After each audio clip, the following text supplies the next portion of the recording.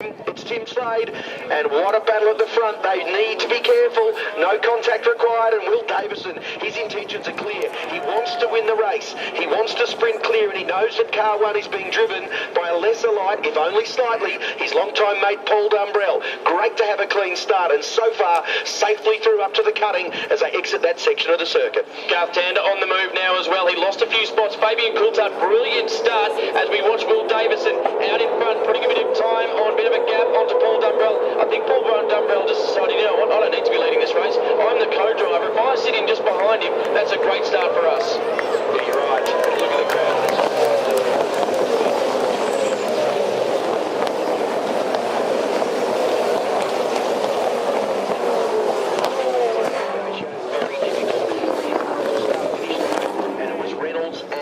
Car of Tander, we said that was a little bit slow away. Well, Tander not too bad. He's actually up in 5th spot. And where are the rest of the guys in the mix there? Webb was slow. Another driver who's given up a few spots heading onto the Conrod Straight. Great move by Van Gies then on Paul Dumbrell to move up into second into Falcon Forest Elbow. So you can see that now. That was a change of the order, change position. Van Gies now up to second. Yeah, won't worry Dumbrell. He'll just keep on motoring along, doing the job that he's being paid to do. Of course, the second of the co-drivers for T-Vodafone is Warren Love. He's split by David Reynolds and Jason Bright.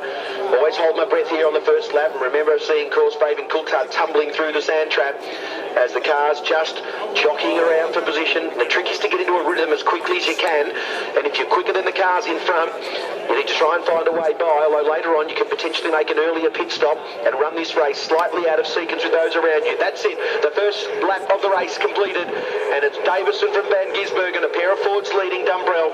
Coulthard up to 4th, Tander up to 5th, Slade up to 6th, and Winterbottom, of course, falling from 4th all the way down to position number 7. Reynolds is 8th where he started. Luff 9th holding sway, and Bright has moved up 2 spots to 10th. Rick Kelly 2 spots to 11th. Courtney 2 spots to 12th. Owen up down to 13th from 10th, and Webb down to 14th from 11th. Holdsworth is just behind Ritter in the mid-pack. Then it's Johnson, Murphy, Todd Kelly, James Moffat, D'Alberto Fiore, Inglewall, Reindler, Perkins, Waters, Reed and Pye. Isn't it fantastic to see those cars just snake their way around the circuit, all nice and clean, to get this race underway for 2012, Cam? Yeah, I'm just keeping an eye on Garth Tander at the moment, putting a lot of pressure on the Fabian Coulthard. He won't want Will Davison to get too far up the road and will want to stay in touch with the front pack. So Fabian Coulthard looked like he was struggling a little bit early on, but the cars are pushing on now, and they're pretty happy with the performance. But yeah, Garth Tander getting a little edgy behind Fabian. That's the sort of race start that all of the team owners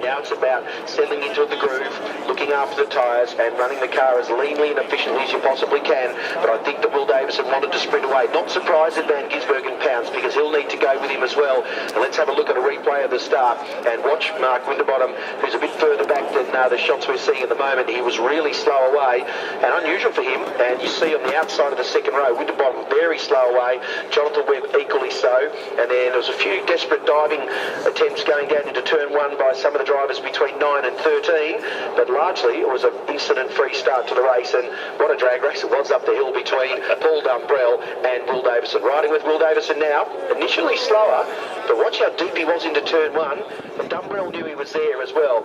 A less experienced driver there could well have slammed the door in his face, and then 27 cars have to avoid 2 cars that are slow going up the hill as they cross the line to complete lap number 2. And the fastest man on the track is Paul Dumbrell, despite sitting in 3rd spot. That car now to his liking, and Davison only a half a second or so ahead of Van Gisbergen as they head up Mountain Straight for this the 3rd time. On that replay, you see that Fabian Coulthard had a gun start, but he just ran out of road between the wall and the track. He was shut down by Van Gies, had to go to the outside, and that's why Van Gies was able to hold on to 3rd, but he could very easily have been 3rd. Seen that before too. In fact, he made contact with the wall just lightly some years ago, and always seems to be starting from that side of the road, just Fabian Coulthard. Well, he's gone further than he went 2 years ago. Last year he only went to around lap number 16, and deserves a change of luck in the Lockwood Racing entry. Of course, a new sponsor to the fold. We're riding now with the car of David Reynolds, exiting turn 2. And running around in practice mid-year qualifying on your own, it's very easy to get used to the topography and the line of sight. But when you're nose to tail with another car, 2 inches offline in this section of the track, when all of a sudden you can have a little clang against the wall, just rearranges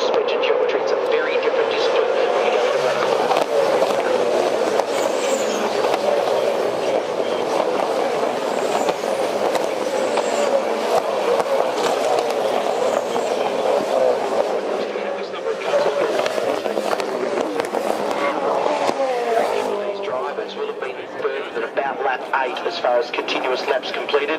During practice, of course, coming in, making many changes, using older tyres. So once we go past lap 8, we're into foreign territory, and that could be a creature comfort issue for a driver, a car setup problem, a tyre wear issue, and we really will be pioneering new territory once we go into lap number 10 and 11 compared to what we've done in the previous 3 days. So again, talk us through an estimation of when we might expect to see the first group of cars come in and change. I know everyone has different tactics, but what roughly we'd be looking at for that first stop? I would imagine you'll see people coming in anywhere from lap 15 or 16, and the reason I say that, if you're getting 26 laps out of fuel, if you multiply 26 by 6, you'll come up with 156. Yep. So in fact, anywhere from lap 5, you can actually come in. If your car and tyres is looking after itself well, you try to run as long as you can to around lap number 26. If you had a car that was quite quick and was bottled up, you perhaps get it out of that traffic and do the race in reverse. So by coming in on lap 15, that'll mean you'll make your last stop first, but you'll have to run longest to the end. At the end of the race, you'll have the least effective tyres. And I'll be shocked if everybody tries to run to lap 24 or 25, and I'll be intrigued to see who can run longest on fuel, because when you have 6 stops in store, 2 laps longer in each stint is 12 laps shorter for your final stop, and that will be critical. Will we see any more settings as far as the way they go through their pit stop, and I just wonder whether maybe some of these teams have just been a little bit too clever in some areas, and it's now biting them a little bit. Tim Slade's in trouble, is he? The car dancing around at the rear, very slow over the top. Now is he coming into the pits because he is under fire at the moment. Tim Slade. Jason Bright not that far away either. In fact, he's hopping in. Machine that's sitting in 6th spot. Tim Slade has never finished. He's going to be the lead.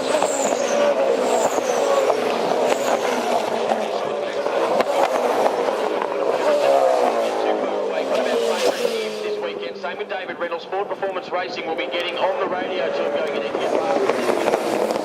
As the car scoots away down the straight, because if the left rear is going off, the right rear is the tyre loading up on exit. So the car's quick down the straight, and you can't make the pass, but it's ordinary in the corners and frustrating the cars behind. And that's at the moment the teammates choose to keep him out there, but that would put him in a position of vulnerability, because I'd imagine before very long he's going to get roughed up from behind, and the car that was right in the headlight of the Orcon Steel Ford Performance Racing machine, and Dave Reynolds going with him as well, and yet again Tim Slade keeps going. That's the thing, it's quick down the straight, and we saw yesterday was the quickest car down the straight. In the post-shootout press conference, are you aware of the fact that Tim Slade was 2 kilometres an hour quicker than you were down the straight, despite the fact that you were 3rd on the grid, 1/10 off? And he said, no, as you perhaps get that engine put in your car, you might have been put on pole position, because when you're only 1/10 of a second off, it can come down to that. Davison leads on lap 18, still banging in low 10, so that car looks good. Van Gisbergen 2nd, Dumbrell 3rd, Coulthard holding 4th, the position he's been in for some time. Then Tander, Slade, Winterbottom, Reynolds, Bright and Webb. And here is the battle between Van Gisbergen, Dumbrell, Coulthard and Tander, all running line astern. And I think that Van Gisbergen is also starting to struggle a little bit, because he's now 5.1 seconds behind. 2 Stone Brothers cars starting to struggle at the moment. We'll keep an eye out for how that's going for Paul Dumbrell. 5 points, he's a fair way off the lead at the moment. 5.6 seconds off the lead. Will Davison is running away with this. Maybe Coulthard sitting there, but the gap between Van Gisbergen, 0.3 of a second between each of them. And then Tim Slade's doing the exact same thing. 2 back for Dave Reynolds. And Jason Bright not far behind either.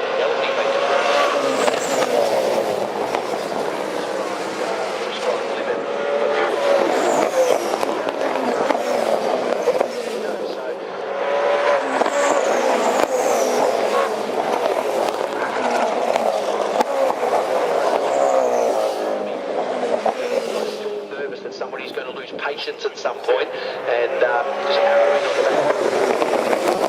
Ready for a pit stop, and just having a bit of a pre-departure chat. What are we doing there? Taping up a few bits and pieces on that one. Steve Richards, he looks pretty calm, doesn't he? Richards always. John McIntyre less so. Very different body language, wasn't it? Look at Coulthard again, just inch by inch, closing the gap to Paul Dumbrell.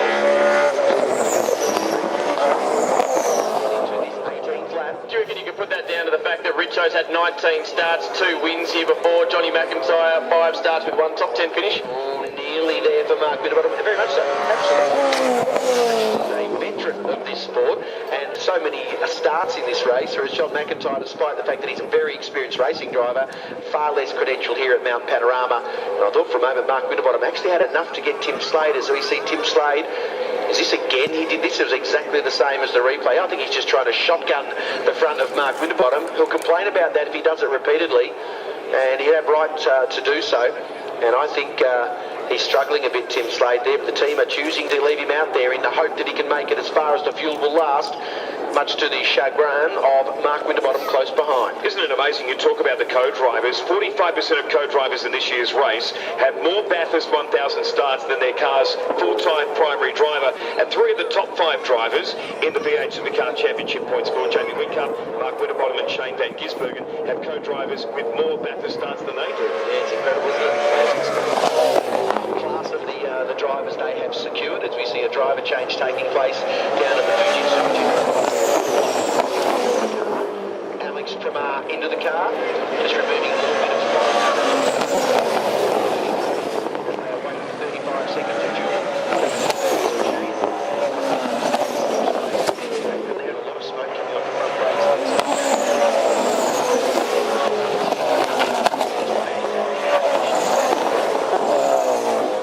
We see the headlight right up on that white rear bumper bar. Slade there, Blair there, and almost contact there. Racing machine in a straight line, and Winterbottom needs to get as close as he possibly can to exercise a passing manoeuvre into turn 22, the left-hand component, 21 of the chase, and that's probably as close as he needs to be. Saying Mark Winterbottom is 14.2 seconds back down the road from his teammate. That's an eternity. That's why he's getting impatient. Mark Winterbottom still wants to get on with the race because for the moment he is losing time hand over fist. The other thing is, and then Mark Winterbottom's team choosing to get him out of the sequence. There you go. They've had enough of that. We can't pass him, so let's get in and out and get Steve in the car, run in clear air and see if we can do anything about it. And Coulthard choosing to do the same thing, unable to get by Paul Dumbrell. Lap number 19, and Coulthard comes into the pits, and so too Mark Winterbottom in car number 5.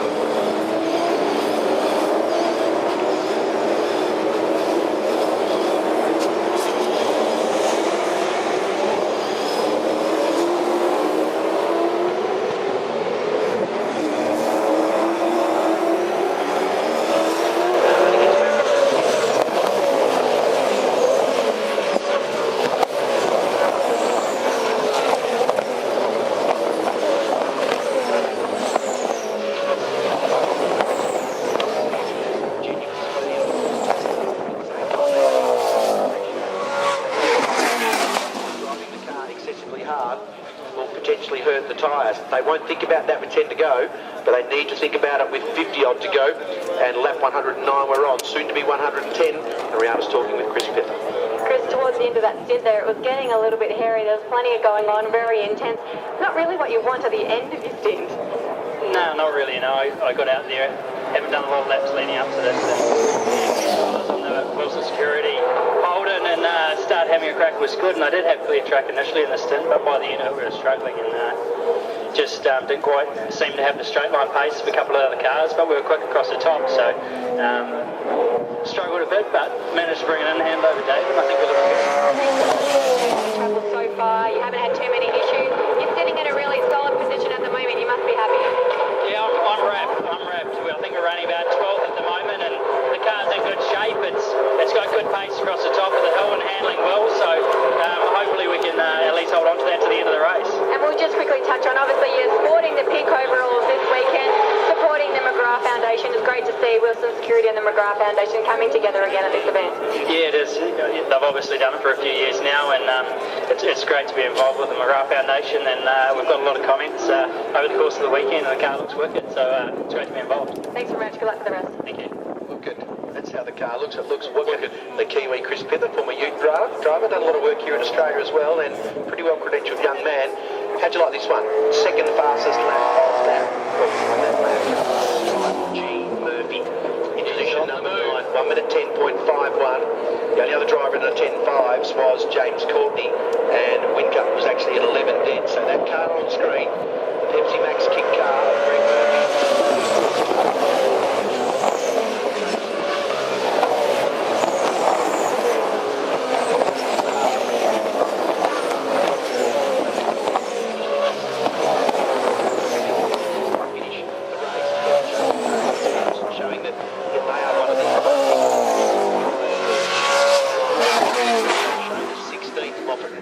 But for the moment running in position number 11, immediately ahead of Craig Lowndes, who I would be looking forward to seeing if he's got any speed in that car that's chasing down Alex Davison. He's caught up in a bit of a bottleneck as Whincup has scooted away to a 7/10 of a second lead over David Reynolds, a similar margin back to Courtney. Ingle holding sway, yet to stop. Then Caruso, Winterbottom, Webb, Rick Kelly, and very, very quick last time through. Van Gisbergen making it a pair of Kiwis in the top 10. And then it's Alex Davison, Lowndes, Wall. Just heard from his teammate Chris Pither, Slade, Pramar, Johnson, D'Alberto, Todd Kelly, Holdsworth and Will Davison. 21 runners on the lead lap. And that means we have just 50 laps to go. Only 300 kilometres of racing, just over 1/3 of the event. 300 Ks, that's all. No, just 50 laps. 50 laps. It's a cheeky 50 laps. Jamie Whincup, David Reynolds is the lone. Well, he and Mark Winterbottom, the two Ford runners. They're your hopes, Ford fans. Get behind them. The 52D car of Dave Reynolds. Craig Lowndes on screen. We haven't got an update on that investigation just yet, but he does have it hanging over his head. Yeah, the car still, to me, doesn't have the speed to be able to pass anybody. Just have a look at this picture. How good's that? The old Brock colours and the True Blue Falcon Blue. That's not bad. No, it's fantastic, isn't it? It looks like we're back in the early 80s. Yep. And the aerial shot doesn't show you anything that actually makes you look at anything other than the bitumen, so it could well be a shot from very early in the 80s, and this is the spot where it all went wrong in the early 80s. No breach of the rules. You can breathe a sigh of relief, fans of Craig Lowndes. No breach of the rules. Okay, so Lowndes is free.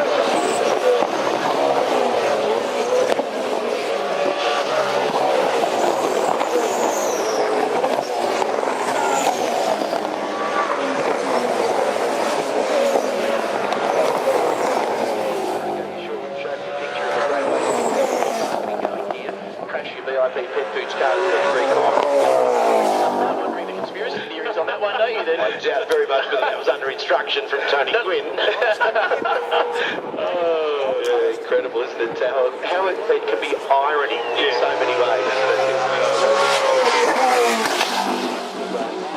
it? Okay, so look at that. All the ones on the timing screen shows lap 111 has been completed by the top 21 runners in the field. 22 seconds covers the field. Still holding sway in fourth spot behind Courtney and ahead of Caruso.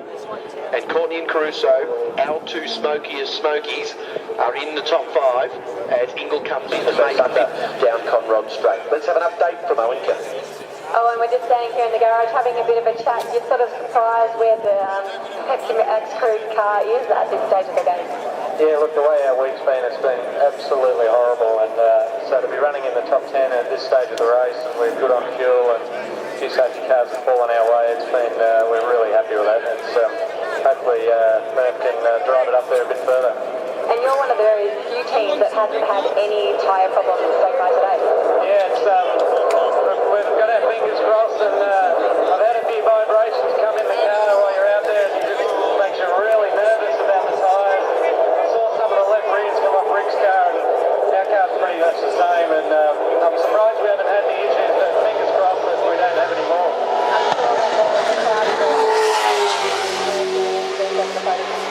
Yeah, absolutely. This is his house, isn't it?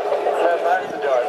Thanks so much. Thanks. A few people might argue that fact, but he's as good as a part owner, maybe he has a bedroom, but either way, he's a four-time winner, and interesting, I wonder whether or not the lack of speed they've had in qualifying has been a byproduct of not having a problem in the race. It's just not got that aggressive geometry that the others are using to maximise the speed of the car, but that makes the race trip, it's a much better race car. It's worked out really well, and Greg will tell you, most of the others it's not about what happened before today, but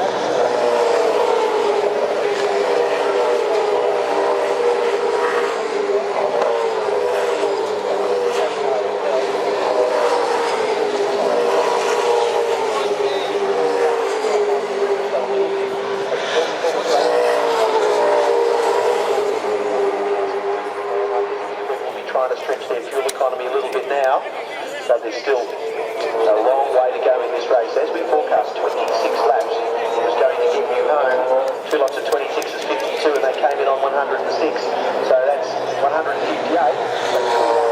And Cameron Borders and Jesse That's exactly what I was about to say. They are one spot away from that top 20 we were talking about. Craig Lowndes now gets a good run on Greg Murphy. They're heading up into Griffin's Bend. He's got track position. Murph's going to try the over and under, but Craig Lowndes has a wake up to it, locks him down, shuts it down. Craig Lowndes has the position. And Rick Kelly has managed to distance himself from this battle by 1.7 seconds. So Murph for a moment had a better car than Rick, but Rick has done what he's done well and just managed to find a way to tune it on the run. And just about Craig Lowndes up to 8 behind Kelly. Kelly a win-up Reynolds Court, Caruso in the bottom. So both HRT, Jitsu Racing, and Techno, Rick Kelly next. So there are 7 different teams in the top 7 spots. How do you like your cocktails around Mount Panorama? Something for everybody there. Very cosmopolitan.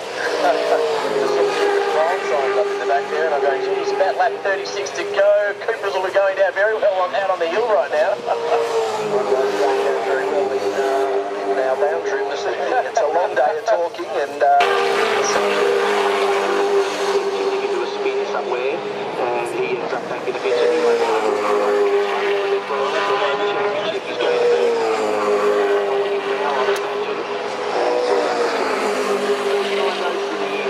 just has not been able to take a trick in race trim lately, and into the pits he comes.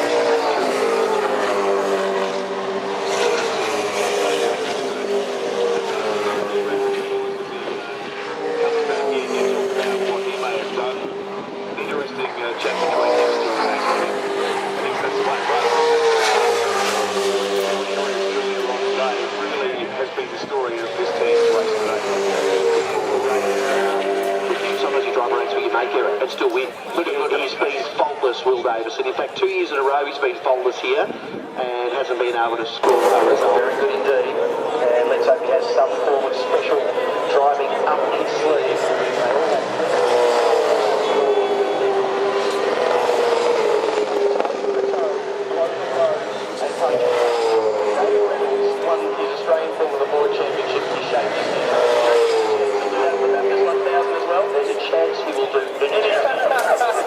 Absolute chance to do it. May not even make it back to the podium. Go in charge through the crowd or something. Just don't know this day. We're worried about that. Hard to know whether the battle for first and second.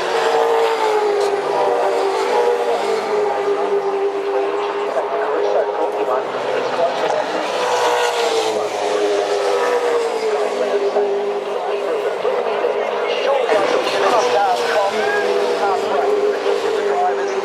Co-drivers down in the pit area. Could this be scripted any better? The final time on the mountain of Bathurst cars are unlucky. Let's keep our fingers crossed that it remains that way for the rest of the race, because these two drivers deserve the result. They deserve a result that reflects the effort that's been put into it by their respective teams. All the people who are away from the racetrack that support these groups, the cooks, the chefs, the cleaners, the candlestick makers, the PR people, you name it, they all contribute to these results, and everybody will have their fingers crossed as now Reynolds picks up the late draft down Conrod and comes into this section of the track once again within 1.5 car lengths. Of course, he can use Jamie Whincup as his braking marker, and uses that rate of acceleration well to come around the start lap. 1:59, all but tied together, Whincup and Reynolds, and everybody will be on their feet for the last lap. And now Rounds looking to seize an opportunity. Can he stop the car? Yes, he does. Right, the front. Wow, what a shame he couldn't have been in this battle at the front. A little bit too much patience mid-race, unfortunately, and now it's 1-3 Team Vodafone, and the sandwich, well, it's the Volvo Racing Falcon that's flying the flag for the forerunners, and 1 3/4 laps remain. David Reynolds still thereabouts, and we've still got another one to run after this. David Reynolds, as close as he's been thus far, he's still within 0.2 of a second of Jamie Whincup. Jamie just needs to wait one little mistake and David Reynolds will be through. He's been hunting him. He's been thereabouts all day. They haven't put a foot wrong, this combination. Neither of them, in fact. This is one of the best races we've seen in many a year. Don't touch. It is, considering that it's a vastly less experienced driver throwing out the challenge to the juggernaut of Team Vodafone. Yes, it's a factory entry. Yes, it's a great young driver, and I don't think many people will be able to stand to watch this one. Crazy driver. He certainly sounds a little bit strange when you chat to him, but I doubt he'll do anything. What we hope for is that they can have this last lap battle with enough fuel on board to make it to the flag. It doesn't matter if they run out of turn 1. Sideways, Reynolds picking up the throttle, allows Whincup to skip away another couple of car lengths as we head into the Conrod straight section of the circuit for the second last time. You talked about it earlier. This is one of those situations. You come to the mountain to win. You're going to throw absolutely everything at it as they come down Conrod now. This is amazing. It's Holden. It's Ford. We are so close to the end of the celebration of 50 years. Make sure you get on your feet, people. Yeah, that's a slide from Reynolds. Knocked him a couple of tenths. Interestingly, now Craig Lowndes is 7.5 seconds behind, so these drivers are driving away from the drivers behind them on speed. That's it, they're battling it out. Two different brands of car for the last time in front of a record crowd. We now start lap 161. 160 down, and the last vintage lap in a vintage year of 50 years at Mount Panorama. If you're not standing on your feet, get on your feet, people. This is an amazing race. It comes down to the last lap. It's the last time we'll see these two marks going head-to-head, all by themselves, heading up Mountain Straight. There's 2 tenths in it. David Reynolds is going to throw something at him. He has to have the faster car, because every time the car Whincup goes forward, Reynolds keeps coming, and he won't be able to pass him here, but he will be able to push him into a mistake, and I don't mean contact, as we head up the hill again, and it really is all about what happens in the chase. That's the only hope for David Reynolds, short of making a big bombastic move into the into Forest Selvo, and he needs to stay close across the top of the hill. There are people with fingers crossed, women with their hands on their head, flags in the air. This is a grueling battle, a gripping, entertaining battle as they head across the top of the hill. Down! Come on.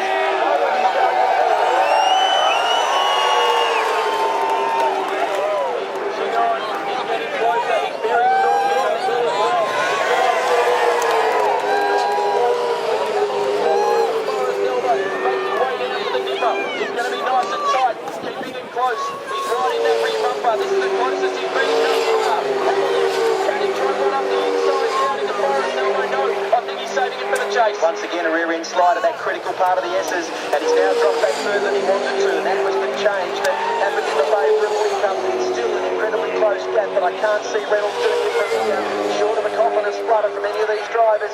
He's trying to get the draft to get into that second last corner as quickly as he possibly can, and it's 1-2 Holden and Ford. Whincup and Reynolds after 6 hours and 15 minutes of racing, and it looks like Whincup's going to hang on for his fourth victory. Just ran a little bit wide there, Whincup, and Reynolds will pick up the throttle early.